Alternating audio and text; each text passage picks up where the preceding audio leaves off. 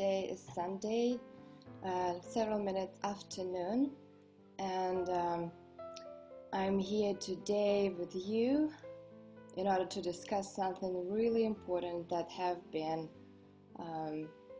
very relevant information for many, and this information about gene codes and codons of DNA and how they impact our life and how to break through the conditionalities and challenges that we have with them. Those of you who are familiar with gene codes are familiar with the structure, and you know that you have your siddhis and powers and gifts, and you also have your challenges. So in order to understand the entire challenge, we need to have the information of how the structure of our cells and our DNA looks like. But don't worry, I will not take you to the very detail with RNA and DNA cells and everything how it works, but I would rather give you and share with you the information which is mirroring our existence and every single cell of our DNA and of our body. And this information is about cosmos. And I want to share my screen with you. So I want to also a little bit update your memory about previous circles that we had, and this information has been about different structures of the cosmoses. So we were talking about this sacred hierarchy of creation and how the ray of creation from the absolute, where all the different laws of creation, including three main forces that are active, passive, and neutralizing, are gathered all together, and depending on the layer of this Russian doll of creation, this information impacting us in our world. So as you got the idea already from the slide that you are seeing, we are at the almost very end of the ray of creation, and it means that we are impacted by so many laws and orders of forces that are impacting us as humans, as impacting, you know, that we are impacted by the planets and their location in the space from our solar system. This is our microcosmos, right? And I mean, on a bigger scale, this is our microcosmos. And imagine that the cosmos is one in front, within another, within another, within another.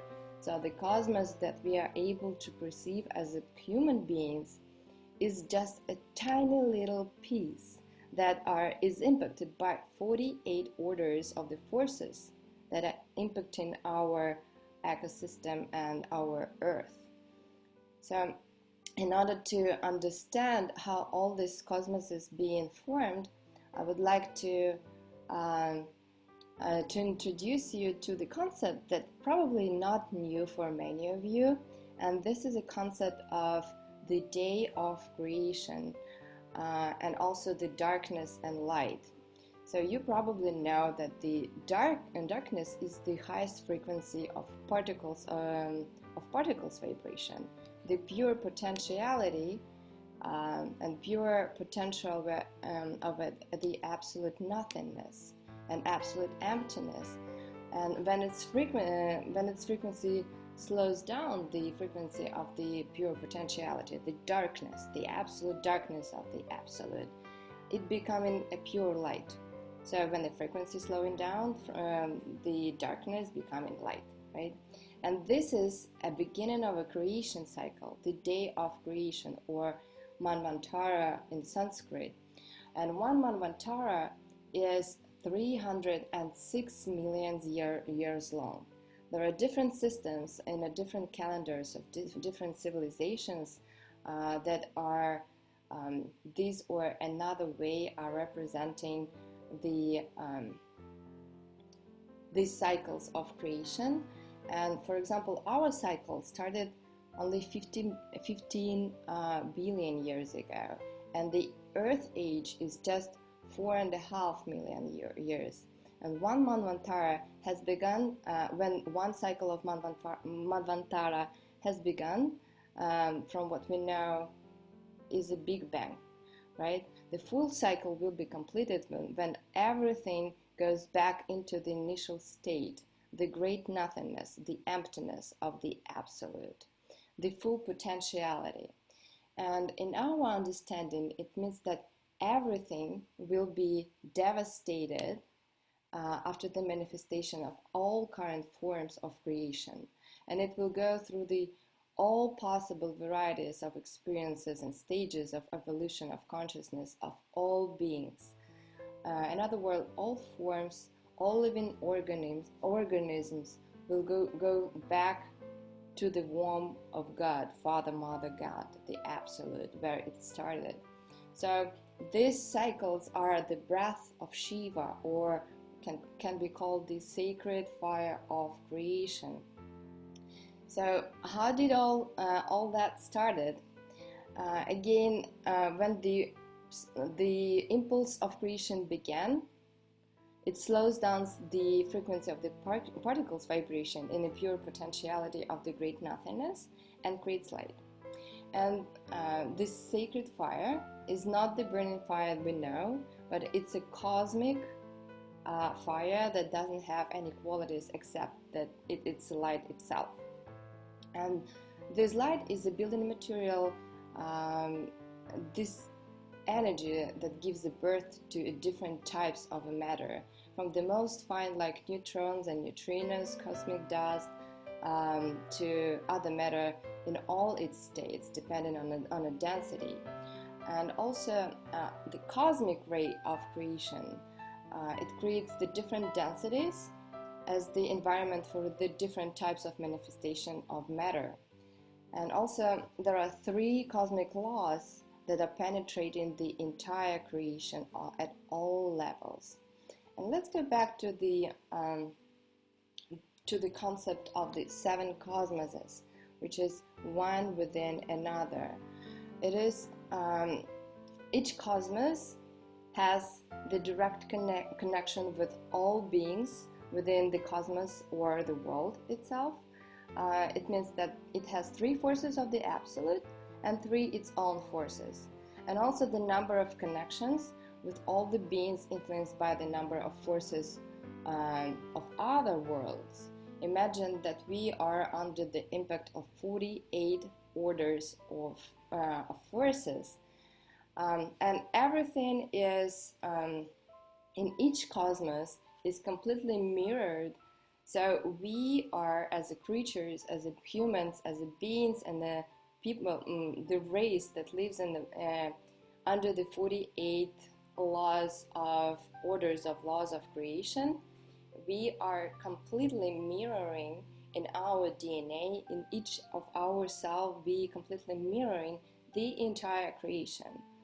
That's why we can say that because we went through all the stages and we became a very dense matter, right? We cannot see through without special devices through our bodies. The density is very high, and we experience pain or inconvenience when something is trying to go through us or penetrate us, or we have a cut. So this type of the matter that we are built with, reflecting all the entire types of creation. That's why human aura and human chakras have so many aspects and the ways to develop itself. And this is what I just talked to you about. The cosmos within cosmos is reflected on this slide. And let's talk about what is the main communication principle of creation. I mean, how the information from one part of the cosmos, from the absolute to other circles and cosmoses of densities, is migrating to where we are and everywhere around between itself. So the intelligence, the entire creation with all its creatures communicate and interact constantly, like the brain with all organs in the body through the nervous system, right? So independently of the level of awareness, if you know or you don't know, if you're aware or if you're not aware, independently of the levels of awareness of the organs or cells, if they belong to the body or the lack of it, this is happening anyways. All this interconnection, all this information is going through us and passes us and is given and spread to all the other forms of intelligence and matter throughout all the universe. So the intelligence of supreme consciousness of the absolute spreads, analyzes, and organizes all the information of its creation through the torsion field. On the previous sessions and circles, we were talking about torsion field, which is the ultimate informational totality of creation. It is the invisible network of consciousness that connects all worlds, all cosmoses, all forms of life, all kinds of matter, of beings, ethereal, subtle, gross, all types of matter. And also the elements and planetary bodies and plants and minerals, every single particle of the absolute. This is a clue that is holding all this structure together. This is the net, which is delivering the information from one part of the universe to another part of the universe of all the cosmoses. It's instantaneously and faster than the wave of light, the speed of light, millions of times. So let's talk about how does light become matter, and what is the language of God, and why we're talking about this now, torsion field and all the cosmoses. So you know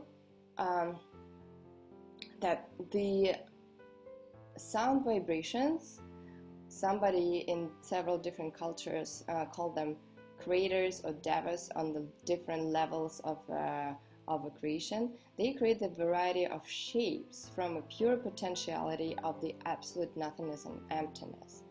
And with that, every single segment of the whole, of the oneness, has its specific frequency. And this specific frequency dictates what is going to come up, to show up, what form of life, whether it's a world or cosmos or universe or galaxy or star-sized system, or what kind of race and what other species will be formed under the influence of this sound vibration. And also the second parameter is other parameters are the shape. For example, our planet has a circle shape and we have different shape because we are under the different vibrations of this circles, of this sounds, of the sacred sounds. The different vibrations are reaching us through the torsion field, and so it's a shape, it's a lifetime, and all the other parameters, including all the variations of evolution, right? So the next slide is about why, what, and how. And in the last circle, we were talking about that consciousness, energy, and information. There are three components that are making a difference in creation. They are why, what, and how. And information field, torsion field, which is information field, is also given these parameters: how and where, and sometimes who. All right. So the consciousness gives the impulse to creation, and you can follow, this is why, this is causality, and then it becomes the energy, it carries the energy vibration or the sound of a certain frequency. And then the torsion field spreads it around and delivers the information through all layers of creation and makes the programs of parameters, processes, laws, and all the mechanisms of interaction of all forms possible. This is how the entire creation interacts, moves the energy, and forms the certain forms of life. And this is how we, as a humans, that what we perceive. But if we know more about this, we probably can imagine that other densities has different forms of life and different forms of matter and different forms of intelligence and shape and life cycles and so on. So the higher the density is, the longer life of creation is. As an example, our solar system will sustain longer than our planet, and our planet will sustain longer than our bodies. So this beautiful slide, I found this this picture that you see on your right. I found it and as a beautiful example of the vibrations that different planetary bodies are producing, because astrophysics proved that the universe, with all its nebula, galaxies, star systems, big and small planetary bodies, have their own unique sound vibration. And this sound vibration creates the whole subtle ensemble that cannot be unfortunately detected by a human ear, but very clearly astrophysics can hear it on the devices. So every single planetary body creates its certain sound vibration. And I want to give you the example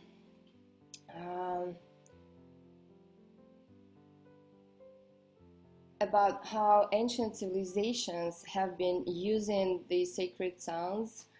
Not only ancient civilizations, by the way, but we know for sure that Hyperboreans, Atlanteans, and Poseidonians, and also ancient Egyptians, who are descendants of Atlanteans and Poseidonians, have been using the vibration of sound, attuning with their psychic energy onto it for building construction, such as pyramids, all over the world, and also for healing, and also for empowerment and enlightenment. And we can see similar technologies that are still here, still around. And if Atlanteans and Poseidonians and Hyperboreans were doing this over several million years ago to 10,000 years ago, then the heritage of these traditions we still have and see in the monasteries and other spiritual places, such as who have in those people wisdom keepers, monks, priests, shamans, and healers, and different type of gurus that using sound vibration and all over the world. It's a multicultural tradition, and millions of years ago our ancestors and their descendants, they cracked the code of a sacred sound, and they were using its power to reconnect to the divine, right? And this tradition is still going on, and this sacred sounds and chants, we can get with them to the different states of consciousness and reconnect with the higher hierarchy of consciousness, with the higher cosmoses, for the sake of healing, empowerment, and enlightenment. And in many cultural chants, they have so the main idea that using chants, vibrations, and a certain sounds, or the intention to attune with a certain sound, we connect with the other worlds and densities that are opening up the understanding of how we can attune to the absolute and how we can become healed, empowered, and enlightened. And I want to say a couple words about bodhisattvas and great teachers. As an informational definition and vibration that has been created by the chants and traditions that have been given to humans by bodhisattvas, ascended masters, and other civilizational connectors and great teachers from other worlds and higher densities. They help us to learn faster, to heal, and to evolutionize, right? So, and why it is happening? Because they, from their higher density and higher understanding of the creation as a whole, as one being, they were and keep sharing the tools to help us to elevate our consciousness. And the higher the density from which the teachers come from, the more unified their consciousness and less self-circle they are, and not only the teachers but the densities, and the higher cosmic ethics and respect for the nature of all forms that they have, which is very different from what we have now here, as we know mostly the duality, me, myself, and I, and maybe the circle of people who I know, but we are not focused, we are not creating the universe, unfortunately, yet, but everything is going to change.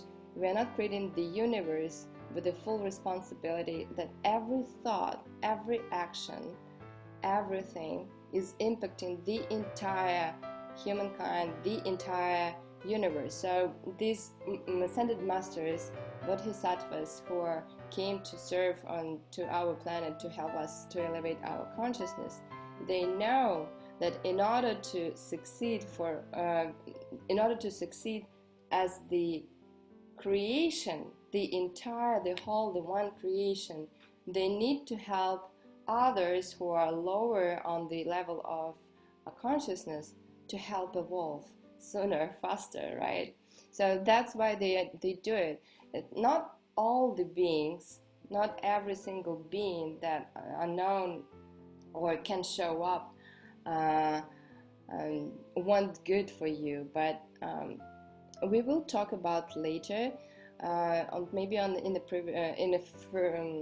the next sessions and circles, how to define the intention of the beings that are connecting with you, who you channel to, or I will talk also about a little bit the safety in CosmoEnergy.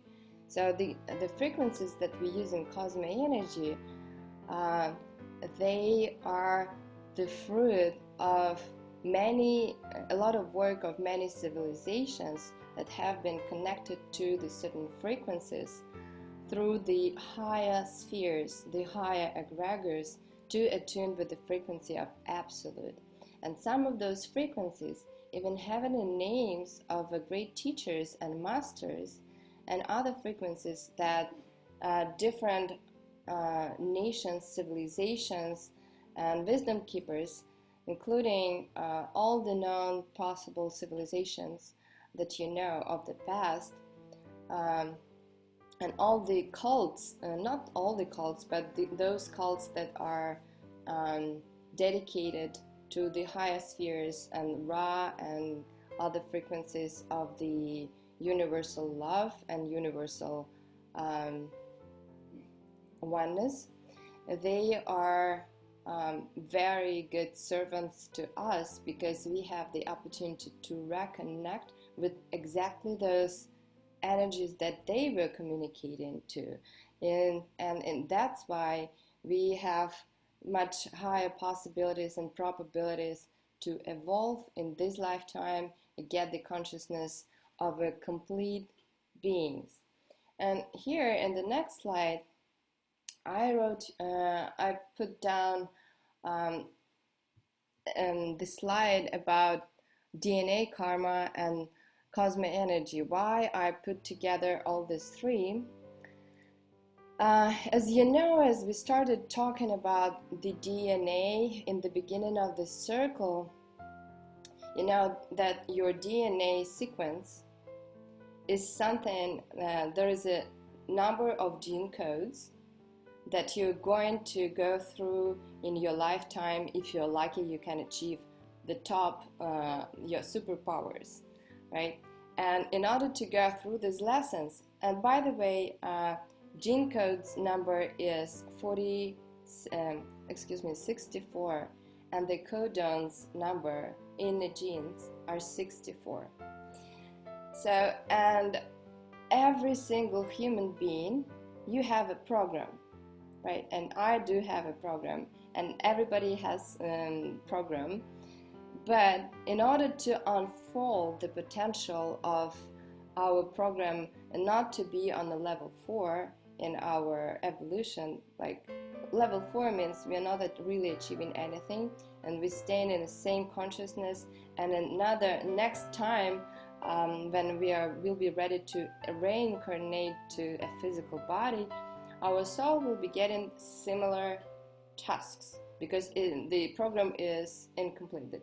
The mission is not accomplished, and the attunement to the frequencies that have been worked through by many civilizations and wisdom keepers and monks, and not necessarily the monks. I don't want you to think about the religious egregor here, but the highest frequencies that are available because of the bodhisattvas and great teachers and gurus through all times brought it to our earth, they are available for us. And not only by CosmoEnergy, they are given in many different systems, but this one is available, and what I like about it, it is very safe. There is a very specified system of safety in CosmoEnergy, and when we work with attunement, when we go to meditation at the end of the sessions, that is going after the Q&A session, I am taking care that everyone and each of you are absolutely protected by from any other influence, but nothing, just with that exact frequency of the absolute that you need. And the intelligence of the channels are so high that you don't sometimes need to say, okay, what is the part that need to be healed? They know exactly, mental, physical, spiritual. They see you as one whole piece of energy, and this is how they act in your body. And they elevate, they shift the spin of the electrons. That's why you may feel uplifted, that's why you may feel warmth, that's why they change the policies of your body to the right direction. They change the spin of your chakras to the right direction. And it never too much in CosmoEnergy, because it is giving you exactly as much as you need. So that's why it is making possible, CosmoEnergy is making possible to crack the code of the DNA and remove the conditionalities. So in other words, what it does, it regenerates your soul's incarnation plan. Because if you got busy or lost, you cannot hear or used to ignore the calling of your soul, right? So it brings you back to norm. And it also helps to recover from distortions of your original vibration, and I talked about it a little bit before. And what it also does, and it's very tangible, it activates your connection with your higher self. It means that you starting to recognize, realize, and feel why you're here and what you're supposed to do.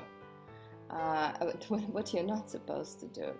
You're starting to have a feeling of authority in self without thinking and feeling and following others' opinions, which is tremendously valuable in our case when you're lost a little bit, maybe not a little bit.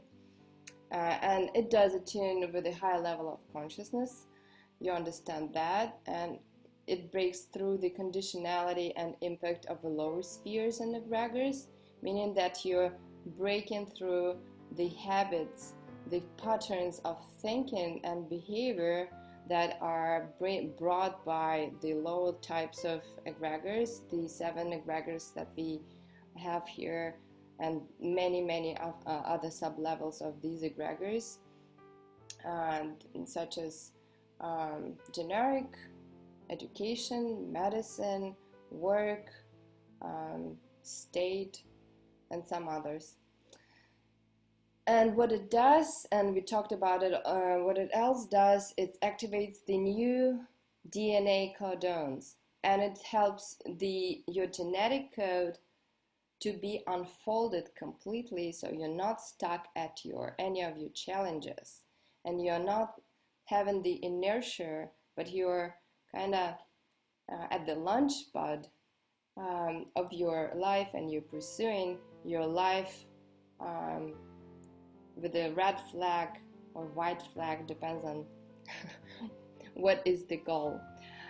And this all makes us realized superhumans or metahumans, which means that we are finally reaching the enlightenment, and after that we can also enjoy life, be realized also mentally, physically, spiritually, and become real creators, because we know that the enlightenment, it's not the final phase.